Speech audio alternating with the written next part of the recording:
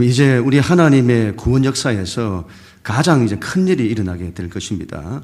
온 세상 모든 영혼을 살리시고자 하는 우리 하나님의 오랜 꿈이죠. 하나님의 비전, 우리 하나님의 간절한 소원이 마침내 역사 속에서 이루어지게 될 것입니다. 바로 예수 그리스도의 십자가입니다. 우리 하나님의 최고의 사랑이요, 우리 하나님의 최고의 능력입니다. 바로 십자가입니다. 온 세상이 이 예수님을 버립니다. 정치 권력과 종교 권력과 일반 대중까지 모두가 다 합세하여 예수님을 십자가에 못 박아 죽입니다. 예수님에게 죄를 뒤집어 씌우고 예수님을 조롱하고 정죄합니다. 예수님에게 죄가 없음을 알면서도 십자가에 못 박아 죽여야 한다고 심판합니다. 어떻게 이런 일이 있을 수 있을까요? 그런데 이 억울한 일에 예수님은 아무런 저항도 하지 않으십니다. 그들의 모든 죄와 허물을 당신이 다 안고 가십니다. 마지막까지 그들을 미워하지 않으시고 그들의 모든 짐을 대신 지십니다. 당신이 죽는 길을 가십니다. 그리고 그들을 다 살려내시는 겁니다. 우리에게 보이시는 거죠. 우리에게 하나님을 믿는다는 것이 무엇인지, 신앙의 길이 무엇인지, 사람을 어떻게 살릴 수 있는지를 보이시는 겁니다. 하나님께서는 이 아들을 가장 높이십니다. 이 아들을 가장 사랑하시고 이 아들을 가장 기뻐하시고 이 아들을 가장 영광스럽게 하십니다. 십자가의 예수입니다. 그리고 우리에게 그 십자가의 길을 가라고 하십니다. 우리 첫 번째, 십자가를 억지로라도 져야 합니다. 우리 32절. 우리 하나님 말씀 같이 우리 읽습니다. 시작. 나가다가 시몬이란 구레네 사람을 만나매 그에게 예수의 십자가를 억지로 지워 가게 하였더라. 아멘. 예수님 십자가를 지고 가시는데 너무 힘드신 겁니다. 그동안 사람들의 조롱을 받고 사람들의 심판을 받고 폭행을 당하시고 채찍에 맞으셨습니다. 너무도 많은 어려움을 겪으시면서 기력이 다 쇠하신 겁니다. 십자가를 지고 가시는데 너무 힘드셔서 십자가를 지고 가실 수가 없는 겁니다. 그때 로마 군인이 길에 있던 이 구레네 사람, 그 이름이 시몬이라고 해요. 그 사람을 잡아서는 예수님의 십자가를 억지로 대신 지게 하는 겁니다. 여러분, 구레네는 지금의 북아프리카 리비아의 수도 트리폴리로 봅니다. 그곳 출신인데 그 이름이 시몬이에요. 유대인의 이름이죠. 그래서 이 사람이 당시 전 세계에 흩어져 있었던 디아스포라 유대인임을 알 수가 있습니다. 이 사람이 유월절 절기를 지키기 위해 예루살렘으로 온 겁니다. 그때 마침 예수라는 사람이 십자가에 처형당하기 위해 길을 가고 있었는데 그가 지던 십자가를 대신 진 겁니다. 구레네 사람 시몬은 예수님이 누구신지도 잘 몰랐을 겁니다. 너무도 우연히 그분을 만나 그것도 억지로 그분의 십자가를 대신 진 겁니다. 마가복음 15장에서는 이 시몬을 알렉산더와 루포의 아버지라고 합니다. 이 알렉산더와 루포라는 사람이 당시 초대교회 때에 이름 있는 분이었던 것 같습니다.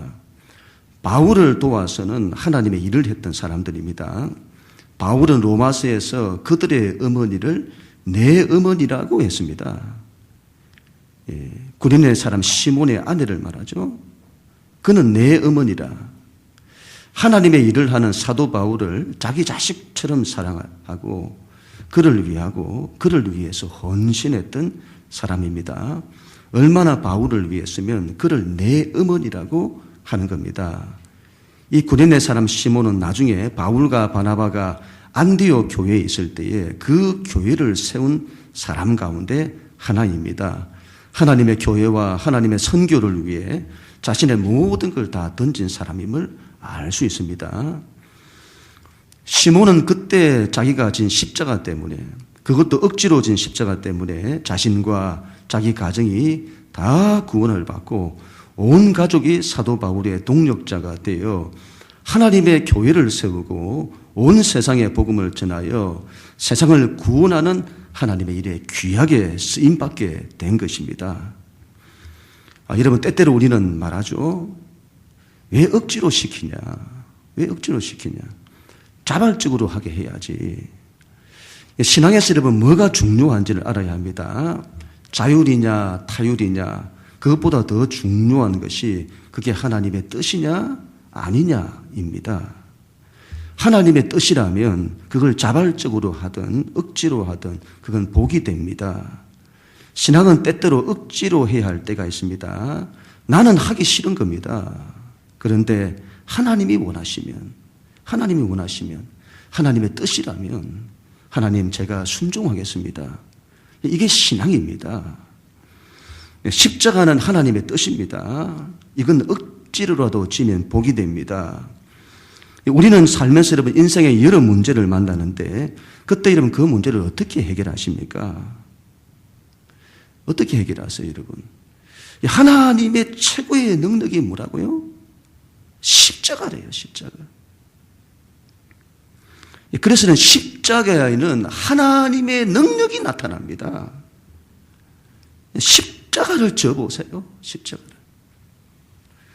억지로라도 그 길을 가보세요. 반드시 하나님이 역사하십니다. 사단의 힘을 못 쓰는 게 이겁니다. 그 권세가 깨어지는 게 이겁니다. 십자가 앞에서는 그 권세가 깨어져요. 십자가. 억지로라도 져야 합니다. 그러면 복이 됩니다. 복이 되어져요. 또한 이런 구련의 시몬이 진 십자가는 우리의 삶, 우리의 길을 보여줍니다.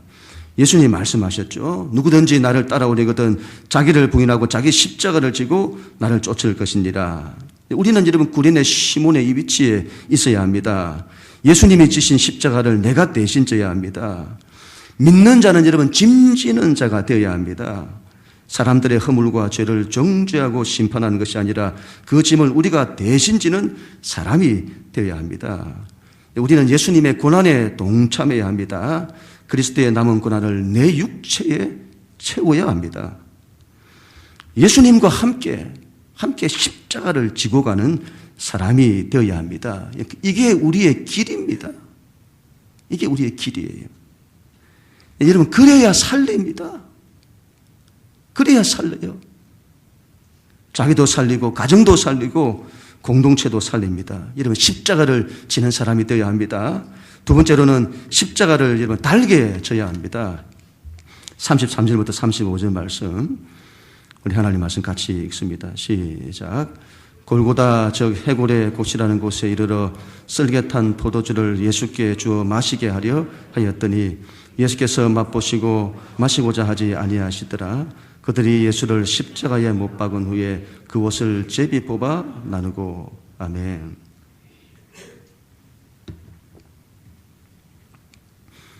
예수님 골고다라 하는 곳에 이르렀습니다.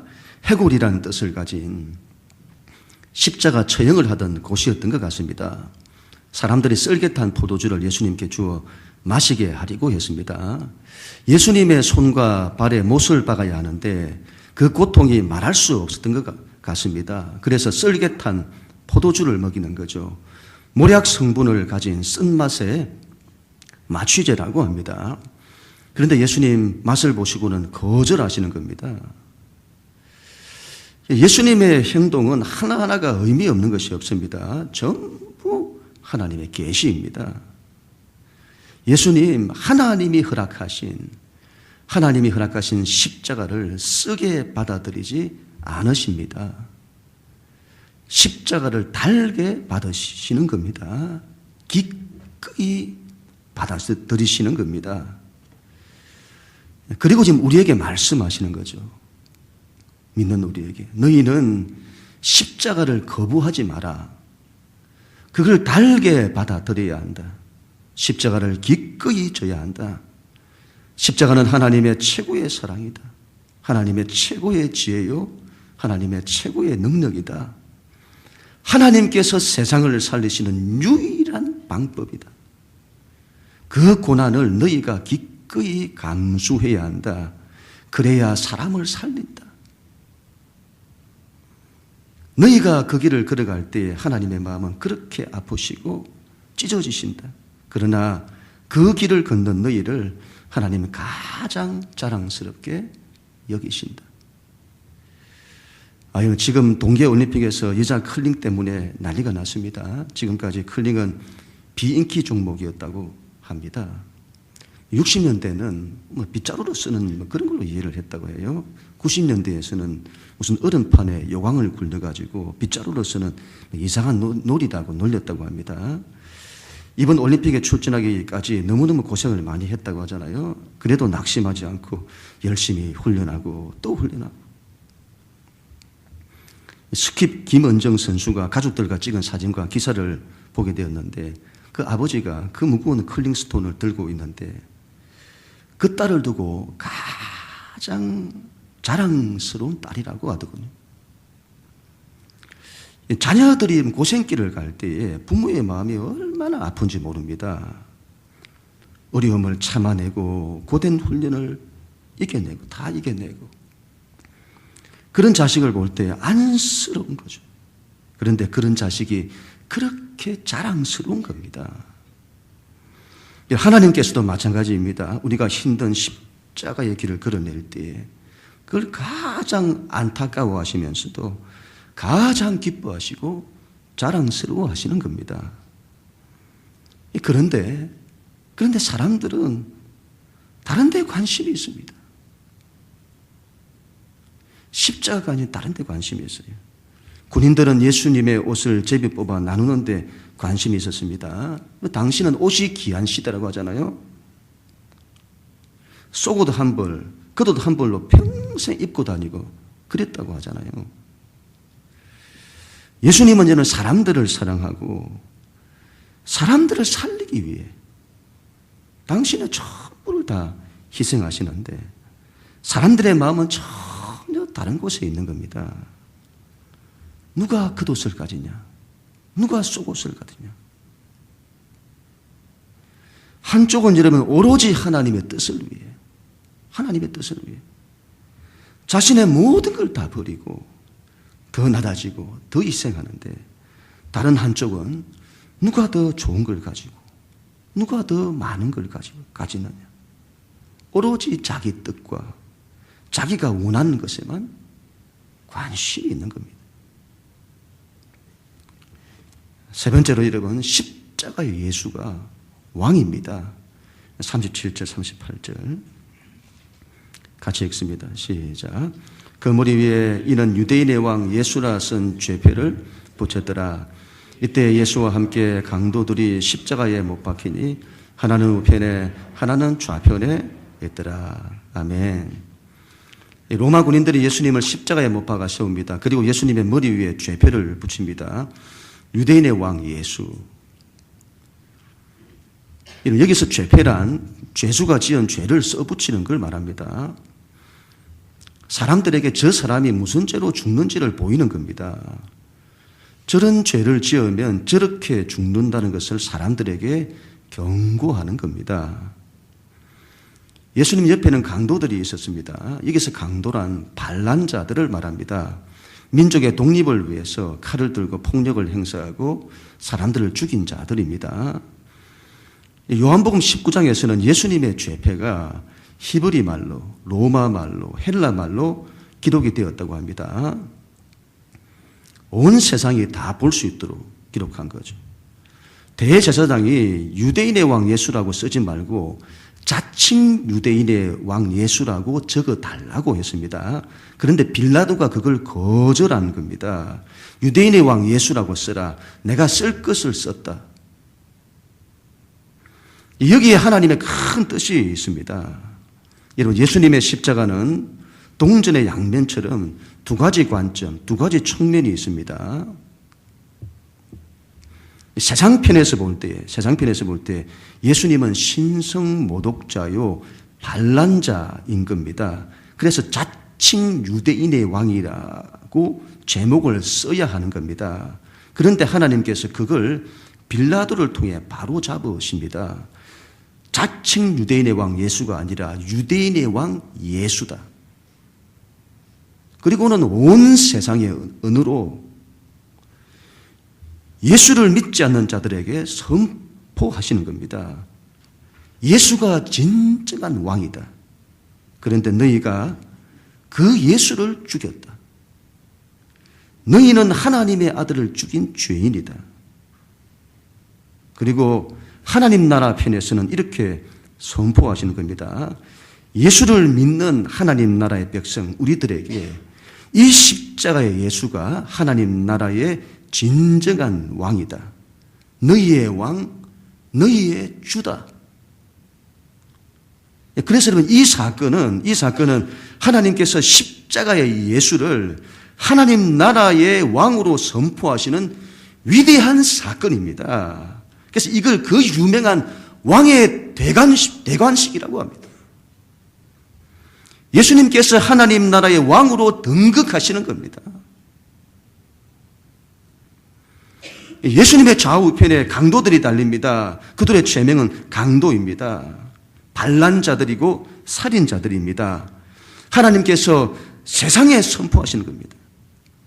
예수님을 믿지 않는 자들에게 선포하시는 겁니다. 너희는 강도들이다. 너희는 살인자들이다. 너희의 죄명은 강도요 살인자다. 죽을 자다. 온 세상에 선포하시는 겁니다. 너희는 십자가에 심판받아 죽을 자들이다. 그리고 하나님 나라에도 선포하시는 겁니다. 예수님을 믿는 자들에게 선포하시는 겁니다. 너희의 왕을 보라. 너희의 왕을 보라. 그 왕이 십자가를 졌다. 그 좌우편에, 그 왕의 좌우편에 누가 있는지를 보라. 마태복음 20장에서 세베대의 아들들의 어머니가 예수님께 나와 자기 자식들이 예수님의 좌우편에 앉게 해달라고 했습니다. 그때 예수님 말씀이 너희가 무엇을 구하는지 알지 못한다. 내가 마시는 잔을 너희가 마실 수 있느냐. 바로 고난과 십자가의 잔이죠. 하나님 말씀하시는 겁니다. 예수님의 좌우편에 누가 앉느냐. 바로 십자가를 지는 자들이 앉는다. 십자가를 지는 자들이 가장 높다. 그걸 말씀하시는 거죠. 믿는 자들에게 선포하시는 겁니다. 십자가가 영광이다. 십자가가 영광이다. 하나님 나라에서 누가 높냐? 십자가를 지는 자들이다. 그들이 가장 높이 들린다. 그리고는 이 세상에서 높아진 모든 것을 낮추시는 겁니다. 모든 것을 깨뜨리십니다. 이 십자가의 예수를 하나님께서 지극히 높이셔서 이 세상뿐 아니라 오는 세상에 일컫는 모든 이름 위에 뛰어난 이름을 주시고 모든 무릎을 이 예수의 이름에 꿇게 하십니다. 그래서 믿는 자들은 이 십자가 앞에 모든 무릎을 꿇어야 합니다. 십자가가 가장 높습니다. 그래서 우리 안에서 이 십자가보다 높아진 것들, 높아진 우리 안에 있는 지식과 높아진 마음과 높아진 교만과 높아진 자아와 높아진 오름과 그 모든 것을 내려놓고 십자가 앞에 무릎을 꿇어야 합니다. 십자가가 우리의 삶에서 주인 행세하게 해야 합니다. 교회도 오로지 십자가의 예수만이 주인이 되도록 해야 합니다. 이게 영광이라고 말씀하시는 겁니다. 이게 높다.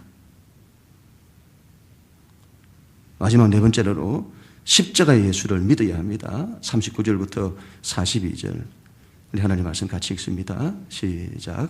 지나가는 자들은 자기 머리를 흔들며 예수를 모욕하여 이르되 성전을 헐고 사흘에 짓는 자여 너가 만일 하나님의 아들이여든 자기를 구원하고 십자가에서 내려오려 하며 그와 같이 대제사장들도 서기관들과 장로들과 함께 기록하여 이르되 그가 남은 구원하였으되 자기는 구원할 수 없도다. 그가 이스라엘의 왕이로다. 지금 십자가에서 내려올지어다. 그리하면 우리가 믿겠노라. 아멘. 하나님께서는 우리에게 이 십자가의 예수를 따르라고, 그 예수를 믿으라고, 그 예수가 너희의 구원자요 너희의 왕이라고 그렇게 말씀을 하셔도 사람들은 믿지를 않습니다. 사람들은 머리를 흔들며 예수님을 끝까지 조롱합니다. 성전을 헐고 사흘 만에 짓는 자여, 네가 하나님의 성전을 사흘 만에 짓는다고? 지나가는 개도 웃겠다. 지금 하나님께서 아들을 통해 새 성전을 지으십니다. 하나님의 엄청난 역사를 나타내십니다. 그런데 사람들이 그 일을 비웃습니다. 그 일을 조롱합니다. 하나님의 뜻이 무엇인지도 모르고 하나님께서 뭘 이루시는지도 모릅니다. 자기들이 무슨 말을 하는지도 모릅니다. 네가 만일 하나님의 아들이라면 자기를 구원하고 십자가에서 내려와 봐라.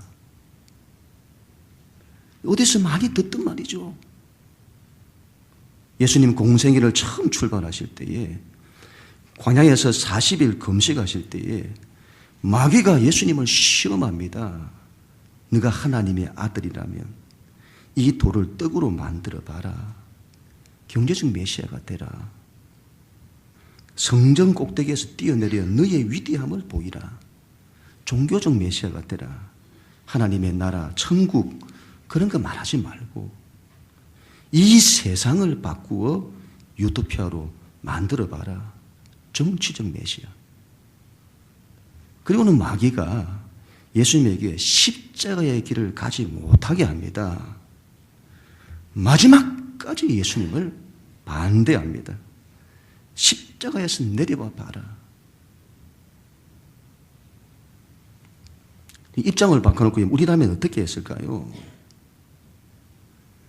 우리가 예수님의 위치에 있었다면 어떻게 했을까요? 이런 세상에 이런 억울한 일이 어디에 있을까요? 대체 예수님 무슨 일을 했다고 예수님에게 죽을 죄를 씌우고 예수님을 그렇게 조롱하는 것일까요? 우리 같으면 십자가에 내려와서는 십자가를 뽑아가지고 그냥 저들에게 휘두르고 반대로 저들을 십자가에 매달아서라도 억울한 것을 바로 잡아야 할 것입니다. 그런데 예수님 그렇게 하지 않으십니다. 그 모든 걸 다 받아들이세요. 마지막까지 사랑으로 견디시고 십자가의 길을 걸어내십니다. 예수님 이걸로 모든 문제를 해결하세요. 모든 문제를. 사단의 권세를 깨뜨리십니다. 죽음의 권세까지 이기십니다. 여러분, 사단의 권세는 다른 걸로 절대로 깨뜨리지 못합니다. 옳고 틀린 걸 바로잡아 사단의 권세를 깨뜨릴 수 있을까요? 천만의 말씀입니다. 사단이 더 좋아하죠. 십자가 외에는 사단의 권세를 깨뜨릴 수 없습니다. 이거 외에는 다른 길이 없어요. 십자가가 얼마나 큰 하나님의 능력인지를 알아야 합니다. 그런데 우리가 그걸 몰라요.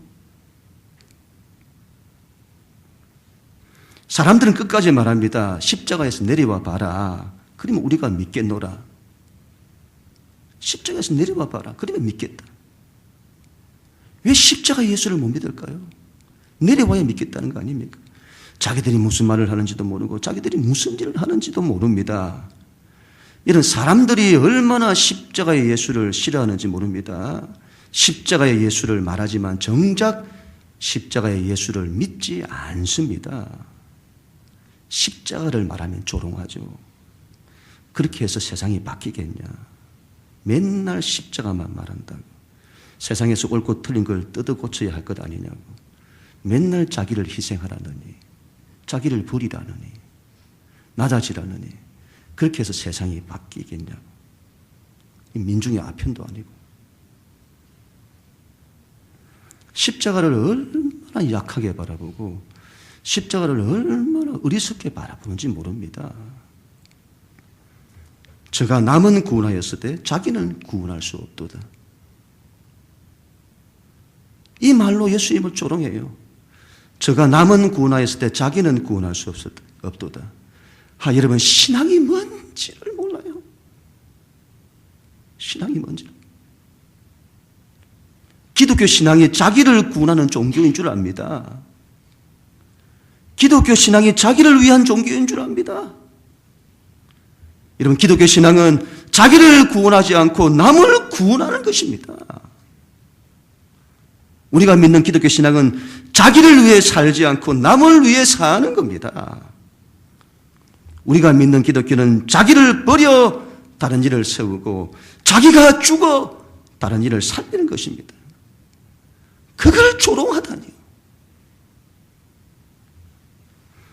우리는 여러분 개인주의 시대, 성공주의 시대, 인간의 욕망의 시대를 살아가고 있습니다. 옳고 틀린 걸 바로잡겠다는 정의가 판을 치는 시대. 그러나 그 어떤 것으로도 문제를 해결하지 못하는 시대. 절대로 십자가의 길은 가지 않는 시대.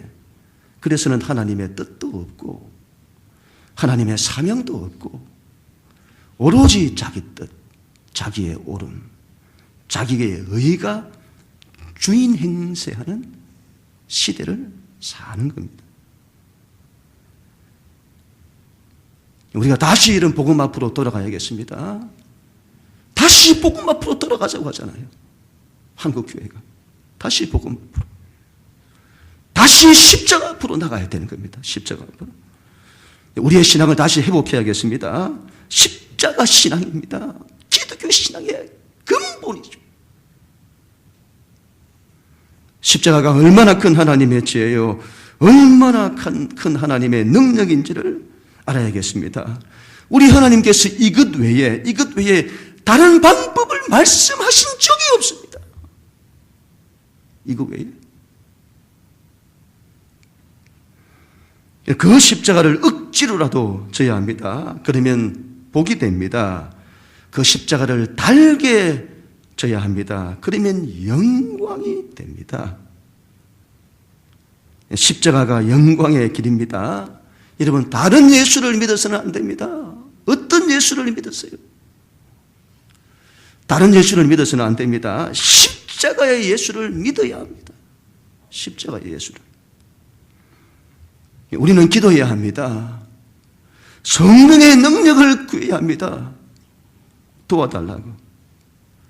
우리가 십자가를 질 수 있게 해달라고, 힘을 달라고, 성령의 능력을 달라고, 그 길을 갈 수 있게 해달라고, 내가 죽어 다른 일을 살리게 해달라고 우리는 기도해야 합니다. 기도해야 합니다. 여러분, 우리 다 함께 십자가의 길을 걸어내십시다. 십자가의 길을 걸어내십시다. 비록 그 길이 고난이고 아픔이 있다 할지라도 모든 걸 다 견뎌내고 다른 이의 허물과 죄를 우리가 다 받아내고 내가 짐지는 자로 예수 그리스도께서 겪으셨던 그분의 그 고난의 남은 고난을 우리가 우리의 육체에 채우며 우리 그 길을 걸어가야 할 것입니다. 우리 하나님의 유일한 구원의 방법, 다 살린다는 거죠. 다 살립니다. 다 살아요. 하나님의 능력이라고 하잖아요. 이거 해보세요, 여러분. 하나님의 능력이 나타나요. 하나님의 능력이 다 살립니다. 자기도 삽니다. 가정도 삽니다. 교회도 삽니다. 모든 걸 살리는 힘, 십자가. 그 길을 온전히 걸어내는 우리 모두가 될 수 있기를 주님의 이름으로 간절히 축원합니다.